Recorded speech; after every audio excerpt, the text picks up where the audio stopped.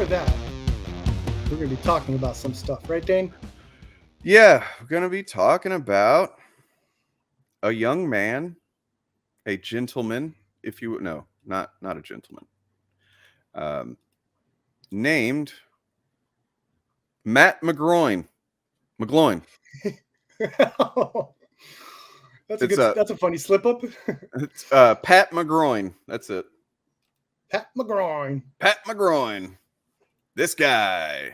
Yeah. Pat McGloin. Look at him. He's so proud of himself. All right. I see a lot of sadness in those eyes, but sure. I don't know. I don't feel like he's like smart enough to be sad. I don't know. Only the true geniuses can be sad and depressed. Yep. So, yeah, if you're not aware of who Matt McGloin is, I will give you a little primer on his website. I'm sure if you're watching this channel and you're at all familiar with comics, into comics, you probably know what Cosmic Book News is. Cosmic Book News. Yeah. So they the one compliment, genuine sincere compliment I can give to Pat McGloin and Cosmic Book News is they know how to do SEO, search engine optimization, and they know how to be one of the first sites that will come up for pretty much anything comic book related that you Google. I don't know, I guess they just have some specialist that's doing it for them, or maybe he's an SEO genius. I don't fucking know. But somehow they come right up in Google with, pretty much any kind of comic book, movie, or comic search that you do.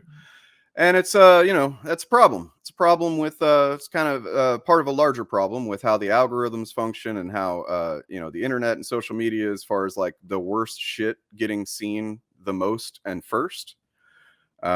It's kind of like how Facebook, or exactly like how Facebook tends to prioritize the worst shit. Yeah. So he does some pretty cringe stuff, right? So like, so far this seems pretty real. It's like, okay, he's covering Spider-Man. Oh, the hype is real. That's pretty positive. Cool. Mm-hmm. He's big movie. He seems excited about that. Oh, it's the longest running Spider-Man movie too. All right. Look at these tags. New look at Dwayne Johnson as Black Adam. Kills bad people. Yeah. All right. So yeah, there's a reason why I said that it's comic book news for people with brain damage. Oh boy. Well, so here, right here. Let's take a look at this one. Keanu Reeves confirms Matrix 4 trans 4chan rumors. All right. So there's a couple of things right there in the title that we can deduce. One is that he's getting rumors from 4chan like fucking Doomcock. And two is that what is the trans rumor? Because the Matrix has always been about a transgender allegory. That's what it originally was. It was never not that. Just because, I didn't realize it back in the day, but in hindsight, yeah, it makes perfect sense that's what it was. Perfect sense. Yep. And this is coming from the creators of the Matrix saying that. Right. Correct? Right. Yeah. Yep. And I've seen people on the Twitter like arguing with the Wachowskis, like, no, it's not. And they're like, we fucking made it, dude. Like, yes, it is. But yeah, let's see what he has to say here. Back in August of 2020, a boatload of rumors hit 4chan regarding the entire plot of Matrix 4, which mentioned the flick would be a trans movie. Yeah, well, movies tend to be a reflection of the filmmakers. So that makes sense. Yep. It's why perspective is so important, which you constantly bring up. Yeah, you know what though? At least he's not misgendering them. That is, that's bare minimum that anybody should do. But like, I would have anticipated him being shitty about that. Yep. The original draft of the first Matrix film involved the character of Switch was going to be a male in the real world, and as she was in the Matrix, the actual Matrix, she was a woman. But originally, it was going to be man in the real world, woman in the Matrix. And as Reeves said here, studio wasn't ready for that. But the weird thing is, like, why is he fixating on this? Why, you know, it just acting like it's a negative, you know, covering it as if it's somehow a negative. The implication is that it's a negative, that it's bad for the movie. Are there comments? Maybe we'll find out in the comments why he's mentioning it. I don't know. Oh, let's see what the comments are like over on Sure. Cosmic Book News. Almost bet this movie will have a strong opening weekend, followed by a steep decline once people realize this is nothing but another crap woke remake sequel. I wonder if he bet on that. He said he almost bet. He almost bet. Yeah. So he doesn't really believe it. Whenever like someone doesn't do the bet, that means they don't really believe it. It's just something they want to happen. He's all over these comments. I'm afraid to go any deeper, honestly. Yeah, true. Yeah, I was afraid you were going to read the article and we were going to get spoilers or some crap. Okay, here we go. Thor: Love and Thunder, pushing the boundaries of wokeness. So somebody must have said pushing the boundaries, because that's in a quote, but then he added of wokeness. Look, it's got women in it. How can they put women in a movie? Fucking woke, man. I'm tired of everything being woke. They got these vaginas and these breasts and stuff. Like, what are you doing? Look at that man handing that woman the hammer. Oh, doesn't that feel good? Look at that. No surprise, but apparently Thor: Love and Thunder will push the boundaries of wokeness, as the flick features the return of Natalie Portman, who plays the capitalized female Thor, and Tessa Thompson as Valkyrie, who searches for her lesbian queen. What fucking decade is this dude living in? You know what I mean? Like, you don't need to add lesbian there. It's just like, if she's searching for her queen, the implication is there. Anyone that's not a fucking brain damaged moron is going to understand what that's saying. Notice how he's always like, bold my own. Yeah, I bet you do bold your own. The comments are going to say the same thing. I predict that this will have a big opening weekend and a steep decline once everyone realizes it's woke, right? But not knowing that most big Hollywood productions have declines in the second week, some steeper than others. It's I would think that there's like literally the verbatim comments under this one. But there's a reason why there's been over a decade of successful movies and just why this franchise is growing. So Thor: Love and Thunder falls right into that, where it's just pushing the boundaries of what's comfortable and what should be expected. Okay, hold on. What the fuck? This doesn't say anything about the genders or anything related to, it's literally just talking about the movie is pushing the boundaries of what's comfortable and what should be expected. So he's projecting all of this fucking, you know, anti-woman, anti-lesbian weirdness onto it. Like, there's nothing here about any of that. And he bolded this as if to, you know, to support his point when what? So, okay. So he when it says what's comfortable and what should be expected, he immediately thinks, I'm uncomfortable with women and gay stuff, and I don't expect it. You know what I mean? So like, that's the implication of what he's saying here. So if it happens, it's bad. Yep. This is like they're setting it up because, like you said, there's nothing in there for that. But I imagine maybe in the future, this movie's getting more buzz. Trailers are coming out. The actors are going to be doing their interviews, and probably one of them is going to say, "Yeah, this is a good movie for women," and that's it. I called it from the beginning. See, blah blah blah. You know. Well, I mean, it's not like Thor is in it too. So I mean, like, it's going to be a movie for people. It's just men and women, and like, it's so fucking weird, man. The way these people, but especially this guy, we're gonna get deeper into him in a minute, but the way this guy works is it's pretty cringe. Let's see. Regarding what exactly happens in the flick remains to be seen. Exactly, dude, and yet you're freaking out about it based on this? What the fuck is wrong with you? All right. But the notion that Thor: Love and Thunder will push the boundaries of comfort, just what we wanted from a comic book movie, right? Like, yes. Actually, yeah. I want a movie to challenge me. I don't want to pay $15 to go sit in a theater and be fucking bored and like everything be what I expect and everything just be, you know. I'm sure that this guy in another part of his website has complained about the Marvel formula too. You know what I'm saying? Mm-hmm. And then here he's like, but whenever they start doing something different, of course, that's also bad. Oh my God, look. So it's probably not a stretch to think that Thor Love and Thunder will feature the MCU's first girl-on-girl scene with either Natalie Portman or Tessa Thompson or both. Or both. Natalie Portman's character isn't even fucking queer in the movie. Like, No. why would she be involved in a girl-on-girl scene? This guy is, it's like some kind of demented fantasy, and then he also hates that fantasy. You know what I mean? Yeah. Like he's clearly got some pretty specific ideas of what he doesn't want to happen, but it's like, why is that in your mind in the first place, you fucking weirdo? Mm-hmm. Oh, man. We can also add that more than likely that Chris Hemsworth Thor will again be made to look degraded and goofy as hell, fitting with Disney's MO, as Feige made Hemsworth goofy as the fat Thor in Avengers Endgame. Degraded and goofy. I don't even know, like... Wasn't Marvel like struggling what to do with Thor until Ragnarok for the most part? Yep. Like, He was didn't not even know what to do with him. It was not going to be a viable franchise if they didn't shake it up, which they did, and it became one of the most successful. You know, like the fact that it got a second life like that is pretty impressive.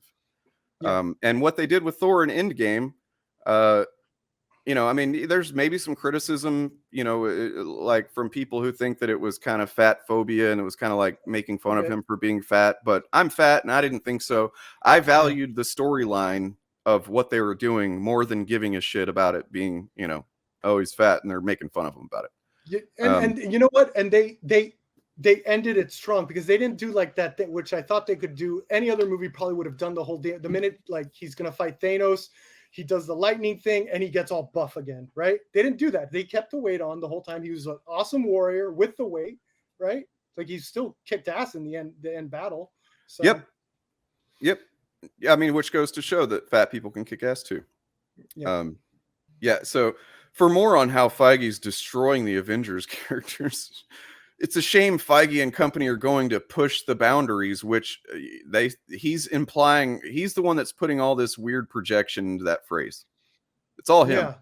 It's like it's negative. Pushing the boundaries. That's what all art should be doing.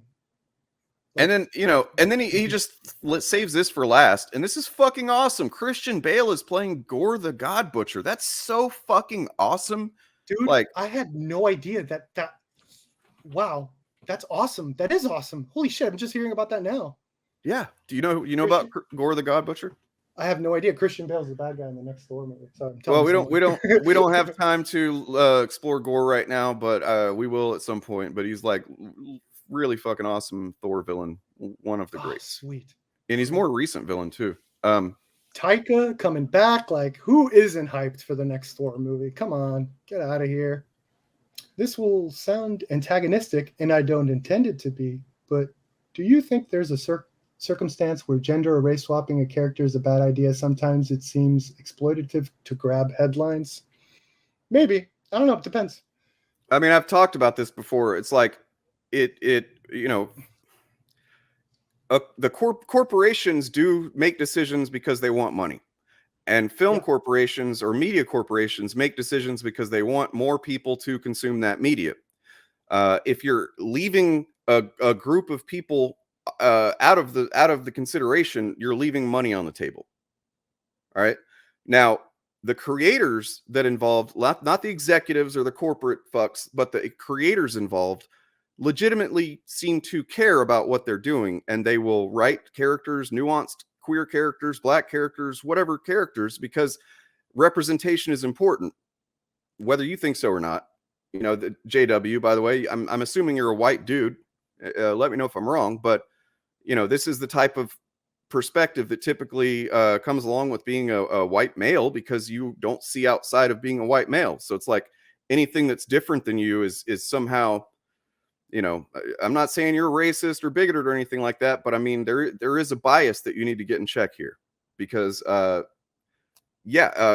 people exist, other perspectives exist, and that's what these characters typically are. Yeah, it can be done poorly, it can be done cynically, and it's definitely done cynically from the top, the executive level, the corporate level, usually, I would assume, but that's what capitalism does. So blaming this, like focusing in on this as if this is the only thing that capitalism produces that's cynical and exploitative, is and it's pretty short-sighted and myopic.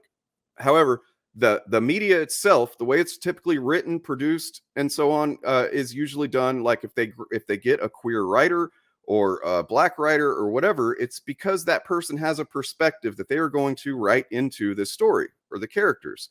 And there's nothing exploitative about that. It just means that there's going to be other people that are going to connect with that media better. I think we mentioned this before. There was like a study done back in the early 90s. I think it's like nicknamed the Scully effect, which like there was a study that when X-Files came out and became a huge hit, there was like researchers that were finding a lot of women were going into more like the forensic fields and all that. And it was actually inspired by that the X-Files, the show, the character of Scully.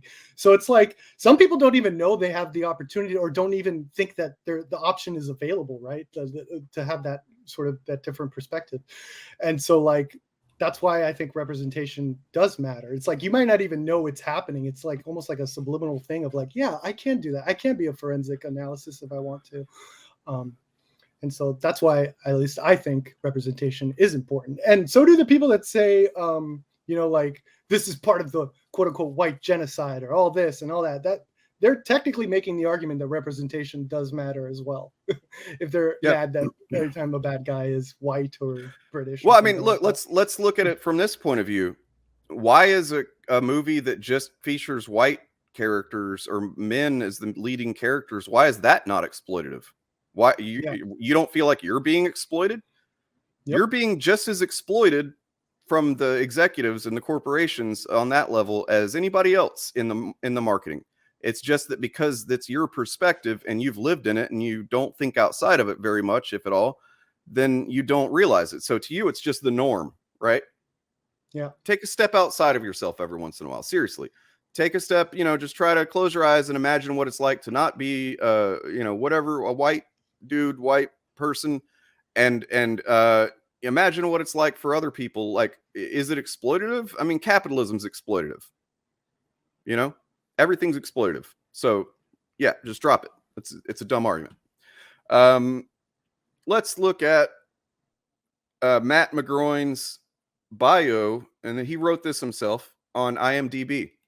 Pat McGloin hails from Buffalo, New York, and is the editor, publisher, and journalist behind popular website Cosmic Book News. Pat McGloin is also the executive producer on Beyond the Call to Duty. Oh yeah, we're going to look at that. And the publicist for Hot Iron Productions.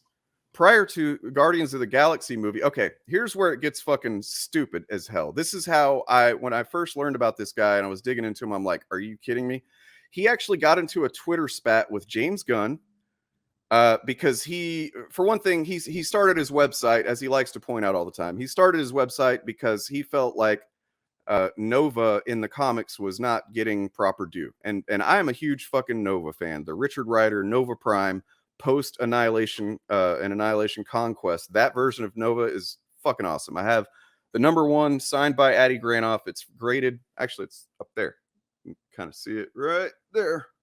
Okay. And I love it. I love it. But so me and this guy have that in common. I respect that. However, he went on to say that because he covered the Guardians of the Galaxy comics before the film was made, that he is responsible for the popularity of Guardians of the Galaxy. He told James Gunn that I'm the only reason that the movie got made. This guy thinks he's the reason that film got made. Okay? It's pure delusion. It's delusion, and it ignores all of the people. Kevin Feige, James Gunn. I think her name was Nicole. Forget her name. That she was also a writer on Guardians of the Galaxy, the first one.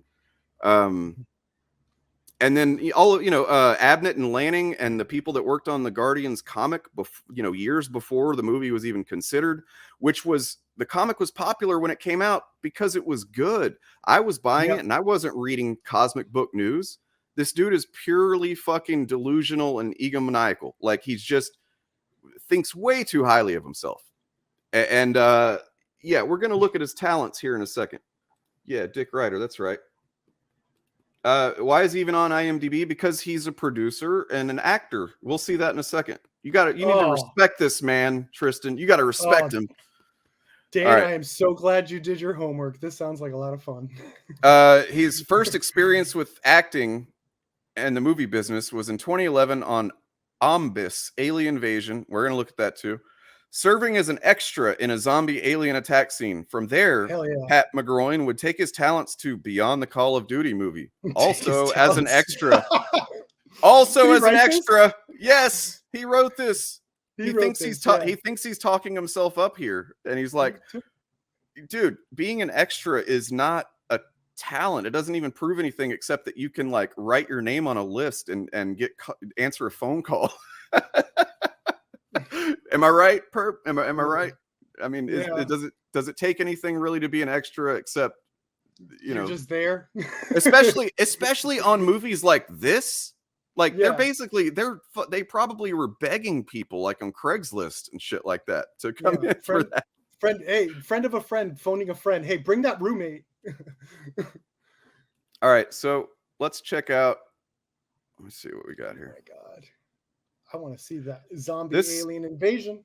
This is a trailer for Beyond the Call of Duty, which he was the executive producer on. So this is a guy that spends a lot of his website time talking about how terrible Kevin Feige is as a producer. Mm-hmm. All right. Yeah. Now let's see what Pat McGloin does as a producer. Nice. Yeah. Ooh.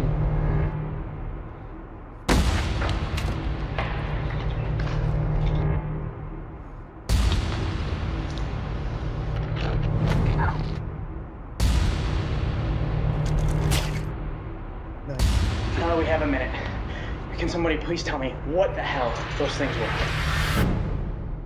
The world will fall into chaos. The governments will collapse and the people will cry out for help. And we will give it to them.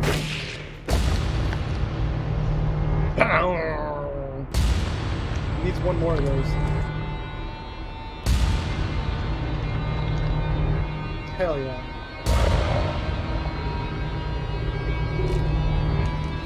Hell yeah. You could literally see the vein stuff just painted on that guy's face. And then like, look, like I said, I'm not a skinny guy. I got some tub on me. This guy is supposed to be like an elite Black Ops guy, but he's chunky as fuck, all right?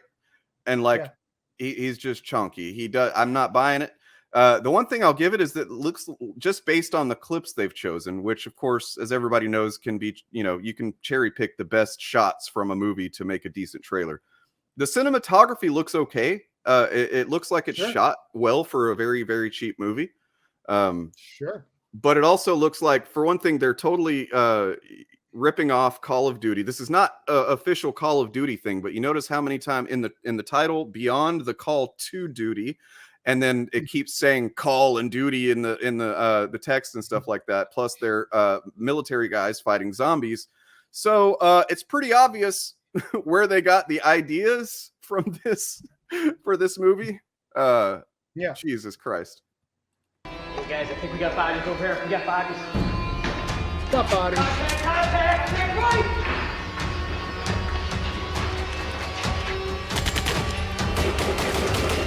Yeah. Like choreography. Jesus. Beyond the Call of Duty. I thought it was To Duty. I don't know. Yeah, it says, actually, you're right. It says in his IMDb, it says Call to Duty.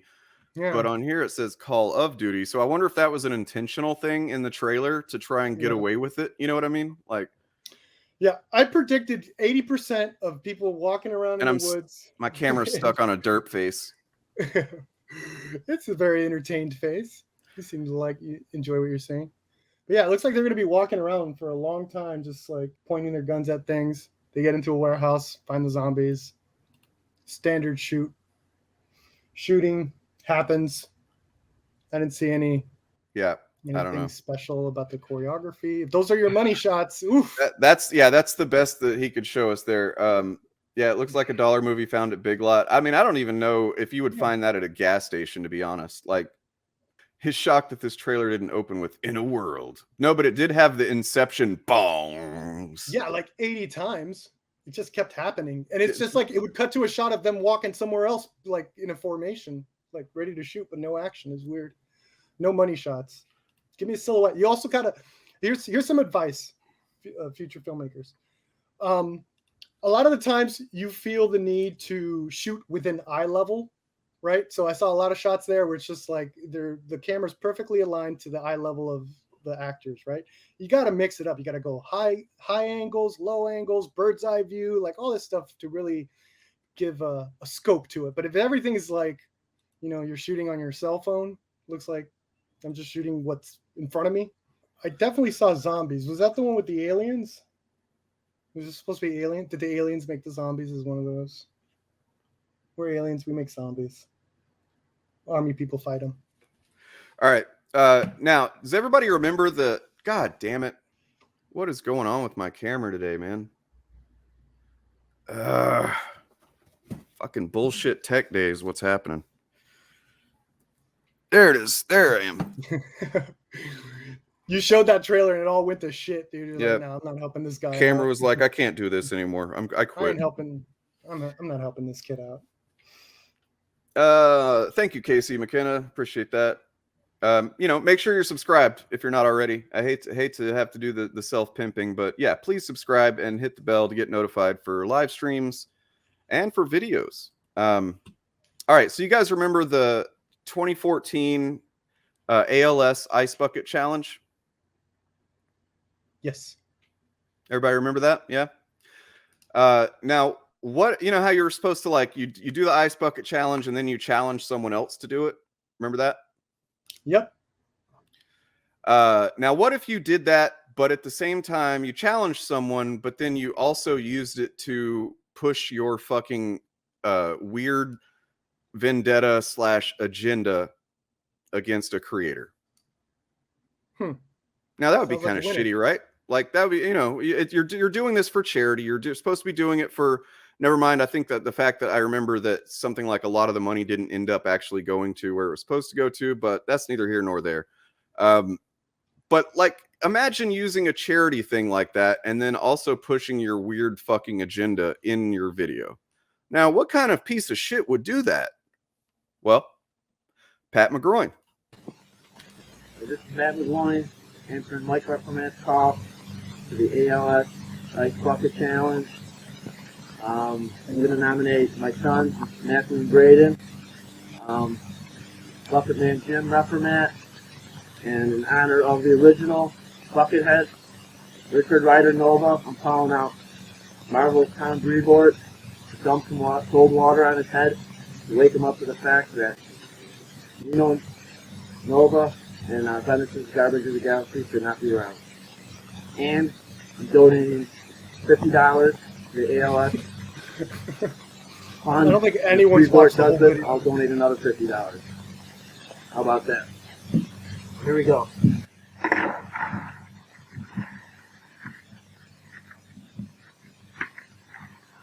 Alright, here we go. Woo! And then I got sad news. Follow up on that video. I know it's hard to hear, but sad news. Follow up. He poured all that ice on his head, and it completely froze his brain and killed a bunch of brain cells. And you know, unfortunately, now he is who he is. That we just have to live with that. And that's unfortunate that he froze all his brain cells and they just like shriveled up and died, and he wasn't able to grow new ones. And I'm really sad for him. But if you couldn't. I call bullshit on that video, first of all, because he pours the ice in. Isn't the whole thing the ice has to already be in? Because for all we know, that could have been a very warm bucket of water, poured the ice in, and then like he poured the water on him. It's not really that cold. He's a bullshit artist. That's a good call. Yeah, because I mean, and honestly, it's kind of stupid because like that ice is still going to be pretty rock hard unless it's warm water. Yes. Yeah. So yeah, he was very hard to hear. I see people. It was hard to make out. But what he did was, because at the time he was still mad. I'm sure he still is, but he was mad that in the comics, they had removed Richard Rider from being the main Nova, and they brought in Sam Alexander for a while.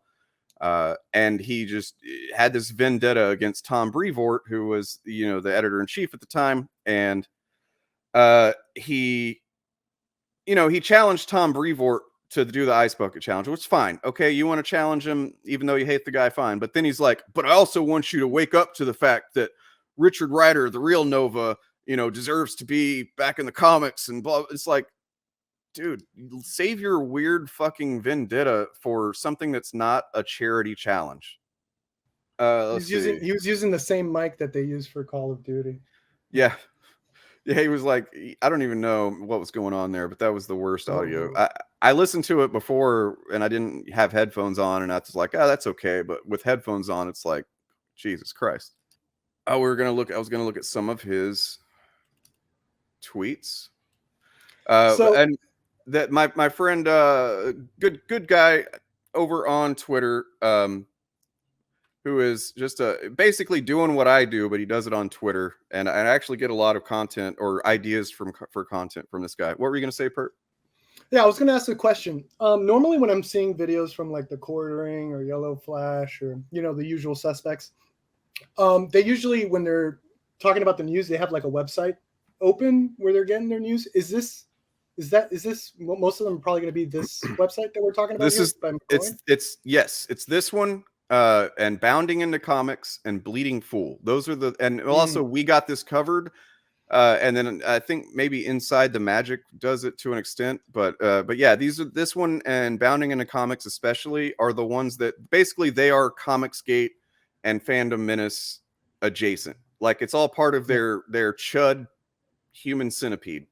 So like if Ethan Van Sciver tweets, DC Comics is going to stop printing comics tomorrow, which he's essentially done, barely an exaggeration. But then this website, as well as Bounding into Comics, will immediately publish an article about that.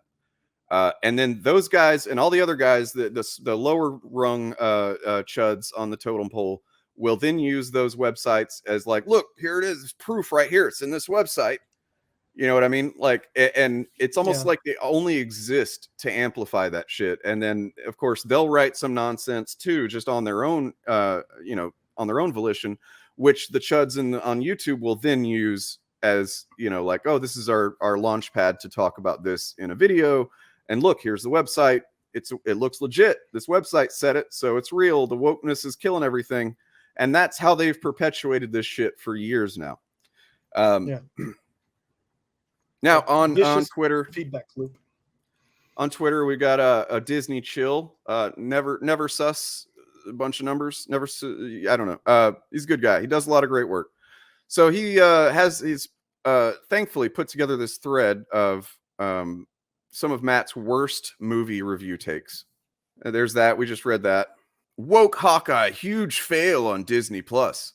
Now, the reason that they're calling it a failure is because it's apparently got 40% less views than Loki so far, which could be for any number of reasons. I mean, it's, if that's even accurate, I'm not sure how accurate that is, but I mean, let's not ignore context, right? It is a holiday time. It's, time for holidays. Also, Loki was a fan favorite character. Everybody fucking loves Loki. Hawkeye is kind of an underdog. And they even are addressing that in the show. They're kind of like, in a meta sense, commenting on the fact that he's not anybody's favorite Avenger. You know what I mean? Yeah, the character literally says you need to work on your branding. Right. Yeah. And he's like, I'm not trying to sell anything. It's like, Loki was the moment Loki appeared in the first Thor movie, he became an instant hit. And he's been ever since.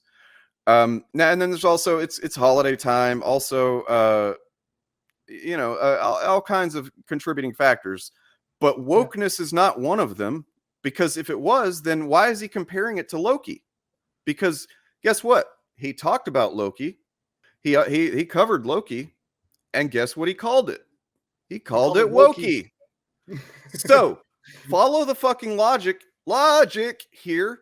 If Loki is woke, which is bad, and then Hawkeye is woke, and that's why it's failing, why was Loki so successful then? Why is he using that for a basis of comparison that makes no goddamn sense?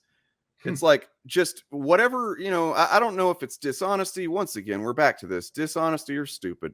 I think in this guy's case, it's probably mostly stupid, but definitely some dishonesty. And it's like, look, as I wrote almost 2 years ago, diversity will destroy the MCU. Almost 2 years ago, they're waiting for this to happen, like it's the end of the world, like it's a doomsday cult in a way. Well, what was 2 years ago? Oh, it was Captain Marvel. So I'm willing to bet that's what he was talking about. Yeah, look at that.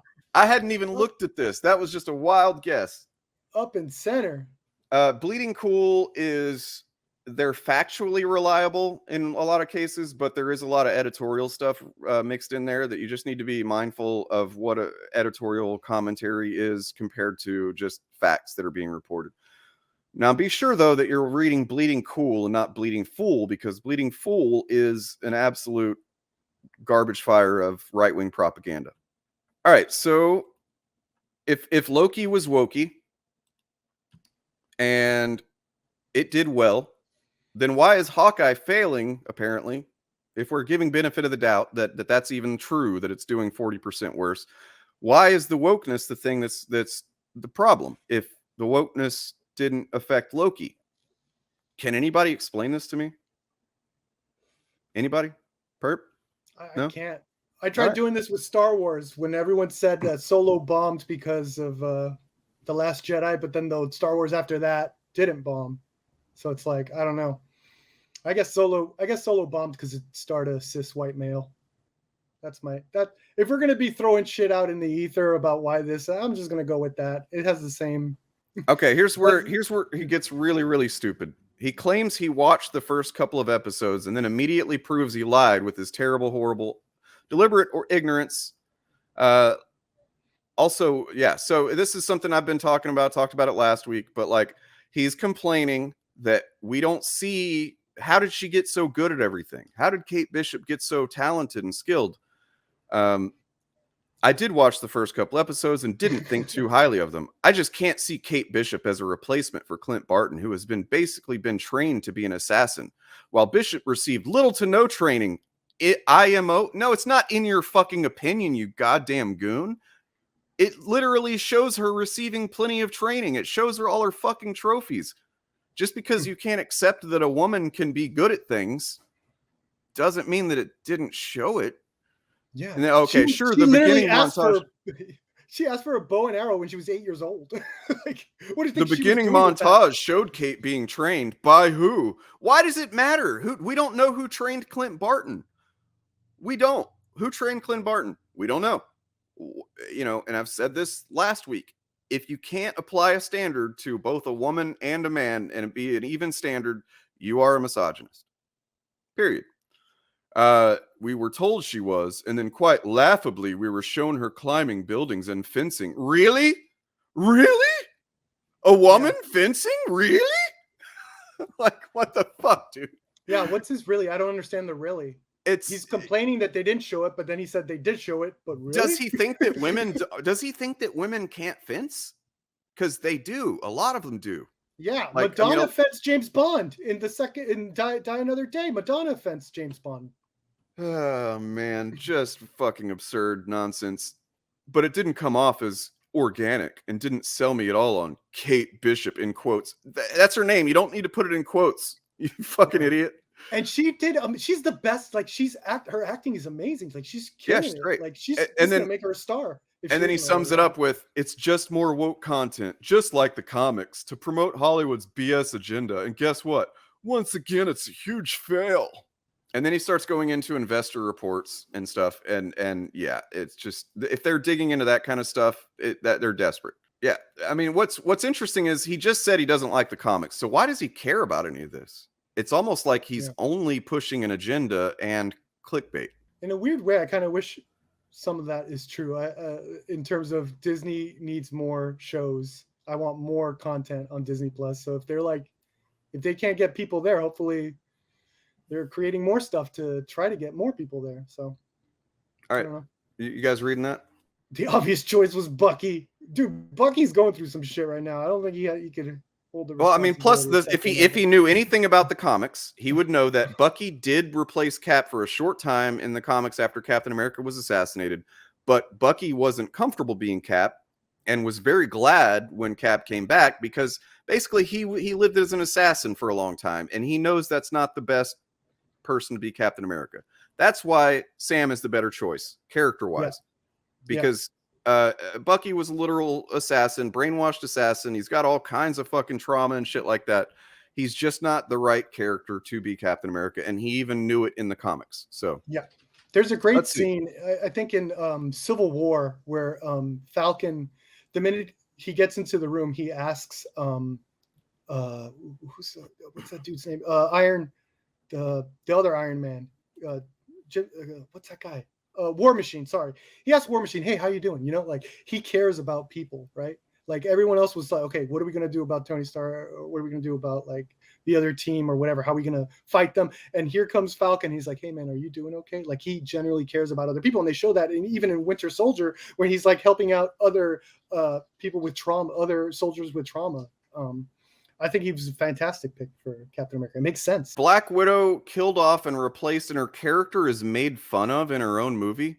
I'm guessing he's talking about when her sister pokes fun at her about her posing, and it's like every character gets poked fun at in these movies, more or less. Like it happens a lot. It's a way to humanize the characters and to, you know, kind of like almost a self-referential, like, yeah, we know that it's kind of ridiculous that she does these weird poses when she, you know, and that it looks like she's literally just doing it for a camera, because she is a real assassin spy would not pose those ways, but it's all for a camera, and it's cool. It's fine. It's like you just taking shit way too seriously, dude.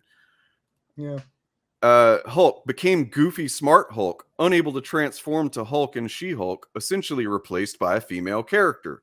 Thor became fat goofy Thor, female Thor Natalie Portman appearing in Love and Thunder.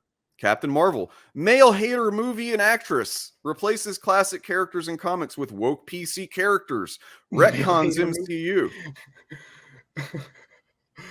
Oh my god. Man, it's so fucking dumb. How do they have the energy to do this all freaking day? Oh my god. Oh, look, Fury is shown washing dishes. What? Damn. Fucking what? That's a woman's job, Dane. How can they emasculate Nick Fury this way? I didn't see David Hasselhoff's Nick Fury doing that. Oh man, that's so dumb.